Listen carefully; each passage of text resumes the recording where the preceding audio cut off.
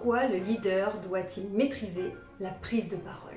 Alors on parle de prise de parole en public en général, mais on n'est pas forcément conférencier professionnel. Ce qu'il faut comprendre, c'est que peu importe notre poste, peu importe la situation, on est sans cesse obligé de s'exprimer et on est toujours en posture de prise de parole. Que ce soit au téléphone, en réunion, en rendez-vous client, on est toujours en posture de prise de parole et malheureusement, on est trop peu à maîtriser cela.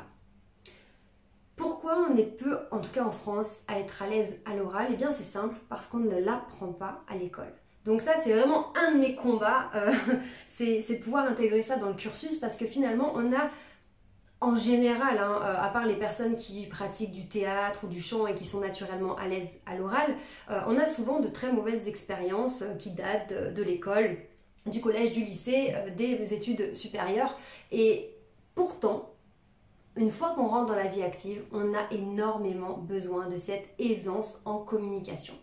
La première des choses à comprendre, et c'est pour ça aussi que je fais le rapprochement entre prise de parole et leader, c'est que lorsque vous êtes à l'aise pour vous exprimer, vous êtes à l'aise pour parler, pour communiquer, ça déclenche spontanément de l'admiration de la part de l'entourage. Pourquoi? Eh bien parce que justement, on vient de le voir, on est très peu à être à l'aise là-dessus.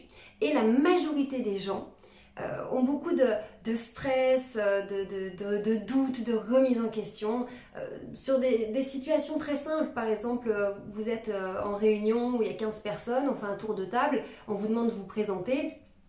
9 personnes sur 10, il y a le cœur qui commence à battre, on commence à avoir chaud, on ne sait pas ce qu'on va dire, on a peur de bégayer, on a peur d'oublier ce qu'on voulait dire, on ne sait plus comment on va prendre les choses.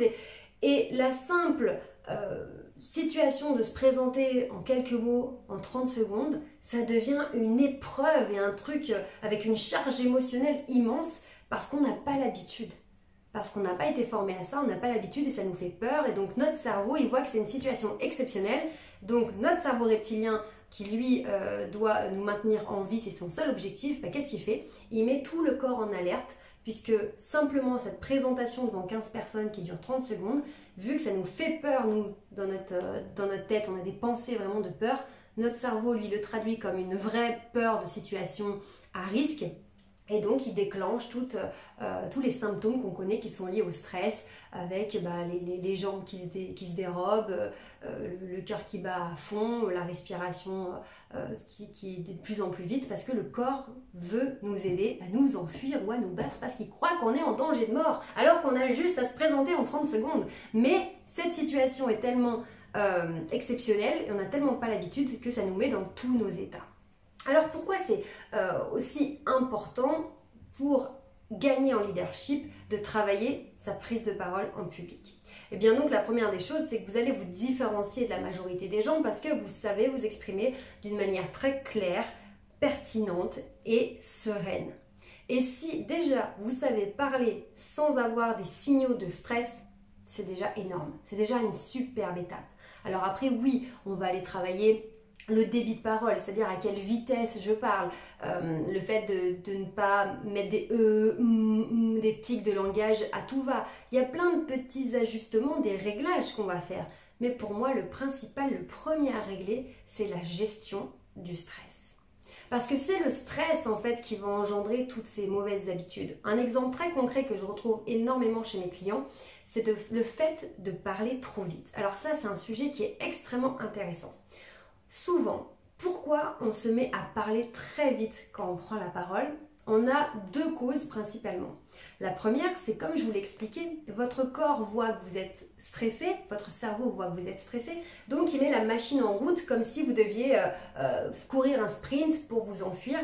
Donc tout votre corps est en accélération, okay? Parce que votre cerveau, lui, il veut envoyer de l'oxygène à vos muscles parce qu'il s'imagine que vous allez bientôt courir un sprint. Donc pour avoir plus d'oxygène dans les muscles des jambes, le cœur va pomper plus vite et tout le circuit oxygène dans le sang qui revient, la pompe va aller de plus en plus vite. Donc tout votre corps accélère. Donc ça va se ressentir aussi dans votre débit de parole, dans la rapidité à laquelle vous allez parler. Parce que votre corps, il monte, donc vous parlez de plus en plus vite.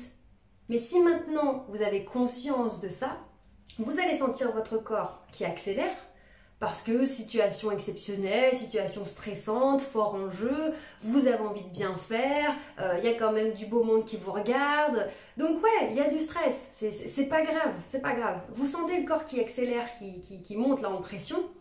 Et bien comme vous le savez maintenant, vous allez pouvoir anticiper et dire attention, je vais faire très attention à mon débit de parole, je vais surveiller de ne pas accélérer pendant que je parle, malgré le fait d'avoir un corps qui est à fond parce qu'il est dans ses symptômes de stress.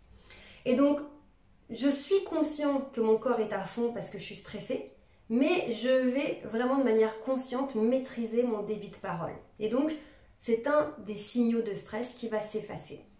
Et en plus, le double effet là-dessus, ce qui est génial, c'est que plus vous allez banaliser cette réaction du stress totalement normale du corps, plus vous allez l'accepter, il va prendre moins de place et ça va se calmer beaucoup plus rapidement. Si quand vous sentez le stress monter, vous avez des plaques rouges, vous avez chaud, vous transpirez, le cœur qui bat vite, vous êtes essoufflé, plus vous dites « Oh mon Dieu, j'ai le cœur qui tape fort, oh mon Dieu, j'ai chaud, oh mon Dieu, qu'est-ce qui se passe ?» Eh ben, vous rajoutez un stress à votre cerveau. Et donc la machine repart encore à fond et ça monte comme ça crescendo en stress. Donc après, quand on est très haut en stress, ça devient de plus en plus compliqué à maîtriser sa communication. Donc ça, c'est la première des choses. Donc sur le débit de parole, première source de cette problématique, c'est le corps qui s'emballe à cause du stress et donc forcément le débit de parole va accélérer. Deuxième cause qui est là un petit peu plus vicieuse, mais qui arrive très fréquemment et c'est pas grave du tout, c'est le fait de penser que on pourrait ennuyer nos interlocuteurs et comme on ne veut pas leur faire perdre de temps, eh ben on va parler de plus en plus vite.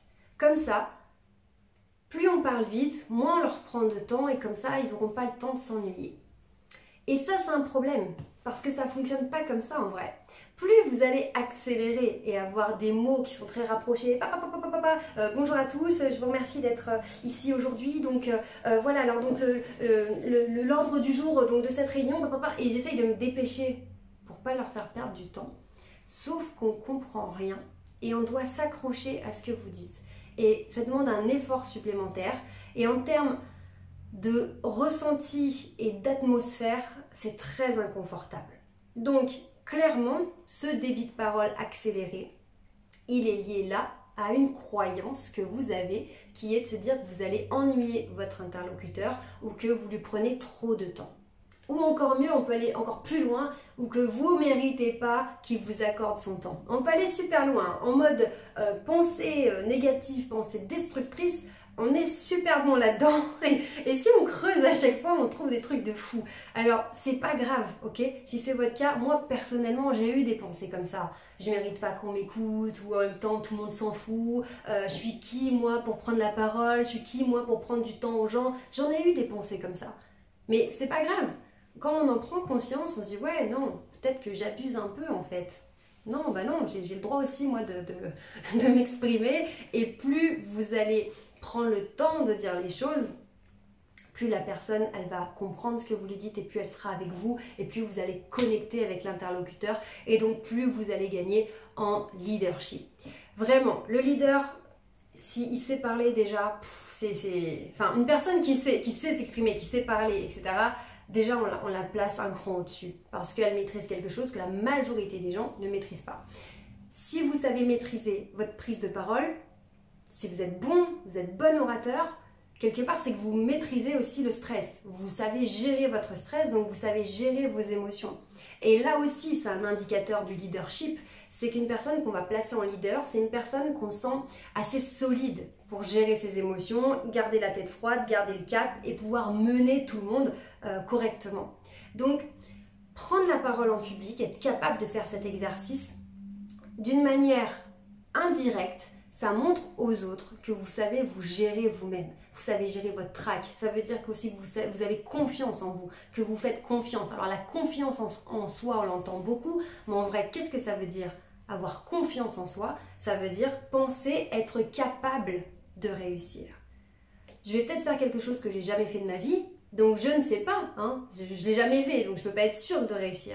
Mais si j'ai confiance en moi, ça veut dire que je pense que je suis capable de le faire. J'ai confiance en moi. Maintenant, qu'est-ce que l'estime de soi?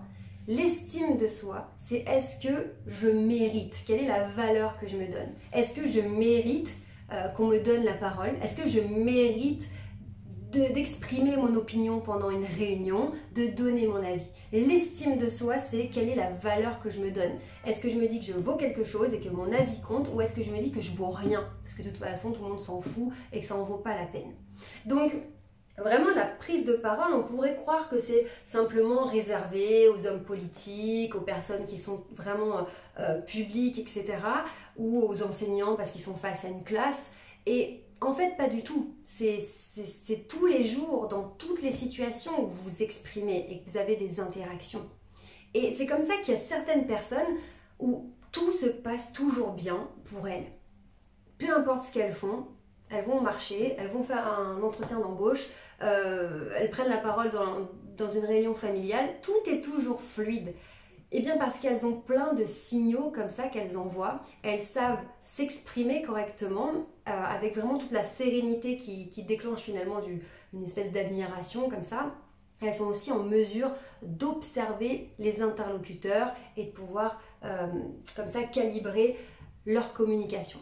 Alors, il y a d'autres sujets, évidemment, vous voyez que c'est extrêmement riche comme sujet, notamment celui d'observer ses interlocuteurs. Mais c'est vraiment par étapes, en fait, que ça se passe, la prise de parole en public. C'est vraiment de comprendre quel est le premier truc à travailler pour que je renforce cette aisance et cette façon de m'exprimer. Et ensuite, les choses vont se faire petit à petit. Mais il y a une clé, vraiment, il y a un truc qui fait la différence, et je le vois chez mes clients et même chez les étudiants quand je donne des cours de communication. Il y a une chose, et qui est d'ailleurs accessible à tous, et en plus qui est gratuite, donc on a zéro excuse, on peut tous le faire, c'est l'entraînement. Plus vous allez vous entraîner, meilleur vous allez être. Il n'y a pas de secret. Alors oui, au départ, il y a les techniques à apprendre, et c'est ce que moi j'enseigne à travers mes vidéos YouTube, dans mes formations, dans mes coachings, etc., que ce soit en individuel ou en entreprise. Oui, il y a les techniques, et puis il y a déceler quelle est la technique qui coince chez vous, qu'est-ce qu'il faut travailler exactement. Mais après, c'est de l'entraînement. Et c'est quoi l'entraînement? C'est de parler à voix haute. Je suis à la maison, je me mets devant mon miroir ou devant ma fenêtre, devant mon mur, peu importe, et je parle pour de vrai. J'entends ma voix. Combien de fois je vois, souvent c'est les étudiants qui se préparent pour leur partiel, et genre bon alors vous êtes entraînés? Oui, je sais ce que je vais dire, c'est bon, j'ai révisé mon dossier, je sais ce que je vais dire. Ok, mais est-ce que vous l'avez dit à voix haute à la maison? Ah non, ça j'ai pas encore fait. Et oui, mais qu'est-ce qui se passe dans ce cas-là? C'est qu'au moment du partiel, pour cet exemple, on le dit à voix haute pour la première fois. Donc c'est une situation nouvelle et donc qui va déclencher du stress pour le cerveau. Alors que si je me suis entraînée 50 fois à la maison, mon cerveau il a déjà vécu cette situation, déjà 50 fois.